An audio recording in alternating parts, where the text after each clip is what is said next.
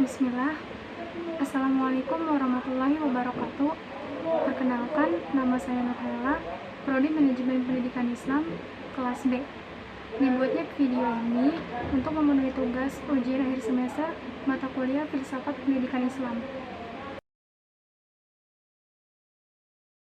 Baik, yang pertama saya akan menjelaskan mengenai demokratisasi pendidikan menuju pendidikan berbasis masyarakat. Demokrasi merupakan gagasan atau pandangan hidup yang mengutamakan persamaan hak dan kewajiban serta perlakuan yang sama bagi semua warga negara. Pendidikan berbasis masyarakat merupakan pendidikan yang sebagian besar keputusan kependidikannya ditentukan oleh masyarakat, mulai dari masalah input, proses, dan output kependidikan, hingga masalah pendanaan. Sebuah model yang dapat dijadikan contoh bagi pendidikan berbasis masyarakat adalah lembaga pesantren karena memiliki kurikulumnya sendiri, mengusahakan pendanaannya sendiri, dan melayani kebutuhan masyarakatnya sendiri. Yang kedua yaitu pendidikan multikultural. Secara sederhana, multikulturalisme bisa dipahami sebagai pengakuan bahwa sebuah negara atau masyarakat adalah beragam dan majemuk, atau dapat pula diartikan sebagai kepercayaan kepada normalitas dan penerimaan keragaman menurut Azziumardi Azra. Pengertian pendidikan multikulturalisme setidaknya mengandung dua pengertian yang sangat kompleks, yaitu multi yang berarti plural, kulturalisme berisi pengertian kultur atau budaya. Istilah plural mengandung arti yang berjenis-jenis, karena pluralisme bukan berarti sekedar pengakuan akan adanya hal-hal yang berjenis, namun pengakuan yang memiliki implikasi politis, sosial, dan ekonomi. Oleh sebab itu, pluralisme bersangkutan dengan prinsip-prinsip demokrasi. Pendidikan multikultural adalah suatu wacana yang lintas batas karena terkait dengan masalah-masalah keadilan sosial, demokrasi dan hak asasi manusia, tulus dan toleransi terhadap keanekaragaman budaya yang hidup di tengah-tengah masyarakat plural. Yang ketiga yaitu pemikiran pendidikan menurut Ibnu Khaldun. Nama lengkap dari Ibnu Khaldun adalah Abdullah Al-Rahman Abu Zaid Ibnu Muhammad Ibnu Khaldun. Dilahirkan di Tunisia pada bulan Ramadan tanggal 27 Mei 1332 Masehi. Semasa hidupnya, Ibnu Khaldun banyak menghasilkan karya ilmiah antara lain dalam bidang fikih, matematika, kesastraan, bahasa Arab, sejarah, dan ilmu hitung. Namun, karya Ibnu Khaldun yang sampai sekarang masih beredar adalah Muqaddimah. Menurut Ibnu Khaldun, pendidikan utamanya untuk peserta didik.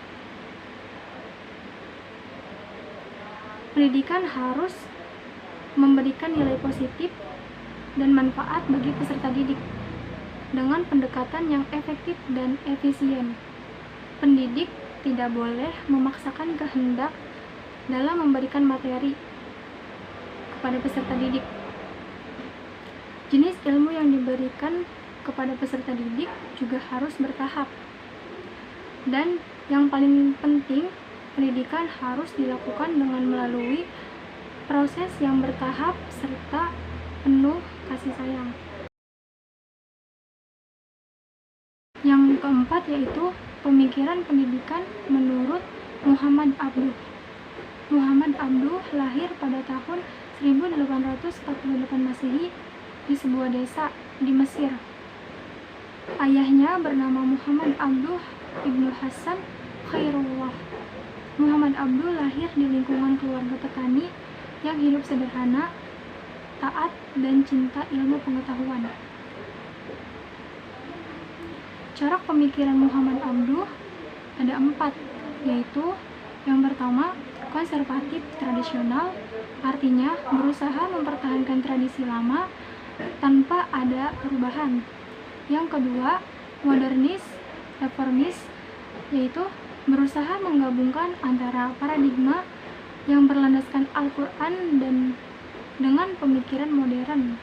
Yang ketiga, modernis sekuler, yaitu menganggap bahwa dengan pemikiran sekularisme maka manusia akan terbebas dari belenggu kesakralan dalam suatu masyarakat. Dan yang terakhir, Puritan fundamentalis, artinya pokok pemikiran ini adalah mengislamisasikan semua gerakan muslim. Munculnya ide-ide pendidikan Muhammad Abduh tampaknya lebih dilatar belakangi oleh fakta situasi, yaitu situasi sosial keagamaan dan situasi pendidikan pada saat itu.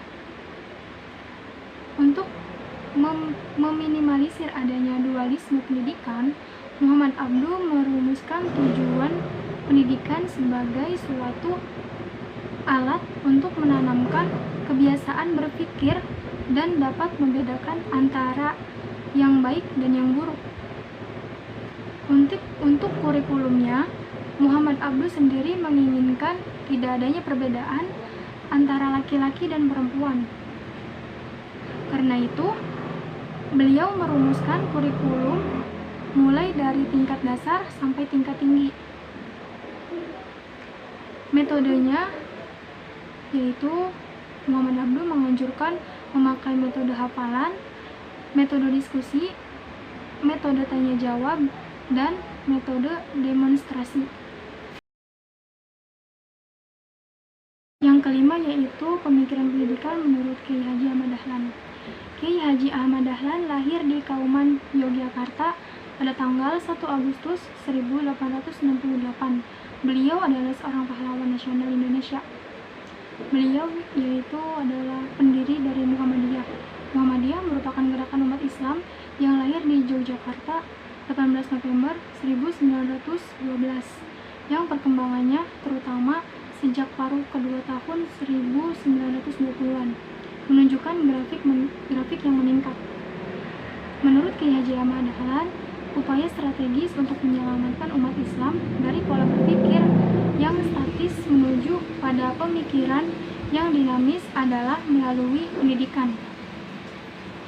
Pendidikan hendaknya ditempatkan pada skala prioritas utama dalam proses pembangunan umat. Mereka hendaknya dididik agar cerdas, kritis, dan memiliki daya analisis yang tajam dalam memeta dinamika. Adapun kunci untuk meningkatkan kemajuan umat Islam adalah dengan kembali pada Al-Quran dan As-Sunnah, mengarahkan umat pada pemahaman ajaran Islam secara komprehensif dan menguasai berbagai disiplin ilmu pengetahuan.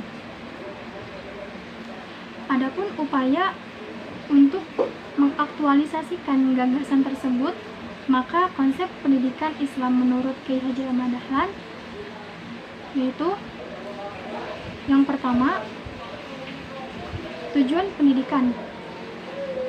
Kiai Haji Ahmad Dahlan juga berpandangan bahwa pendidikan bertujuan untuk menciptakan manusia yang baik budi, luas pandangan, yaitu alim dalam ilmu-ilmu umum, dan bersedia berjuang untuk kemajuan masyarakat.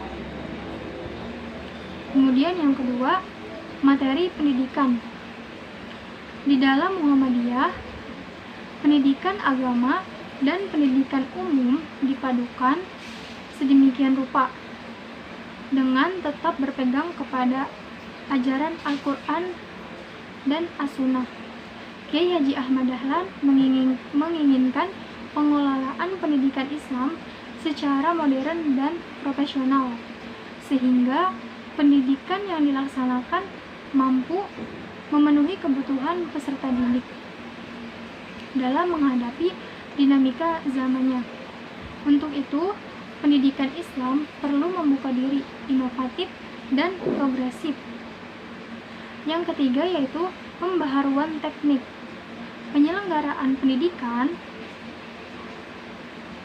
Usaha Kiai Haji Ahmad Dahlan untuk memperbaiki teknik perencanaan pendidikan dengan jalan modernisasi dalam sistem pendidikan, yaitu menukar sistem pondok dan pesantren dengan sistem pendidikan modern sesuai dengan tuntutan zaman.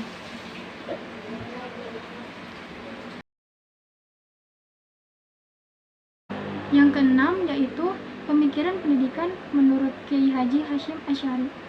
Kiai Haji Hasyim Asy'ari dilahirkan di Jombang, Jawa Timur pada hari Selasa Kliwon, tanggal 25 Juli 1871 Masehi. Nama lengkapnya yaitu Muhammad Hasyim Asy'ari Ibnu Abd Al-Wahid Ibnu Abd Al-Halim. Beliau merupakan pendiri NU atau Nahdlatul Ulama. Pemikiran pendidikan Kiai Haji Hasyim Asy'ari meliputi tujuan pendidikan, konsep pendidik, konsep peserta didik, kurikulum, metode pembelajaran, dan evaluasi pendidikan.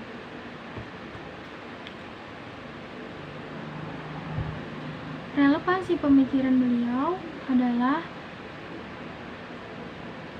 beliau berpikir tentang perpaduan antara pesantren yang tradisionalis dengan sekolah barat.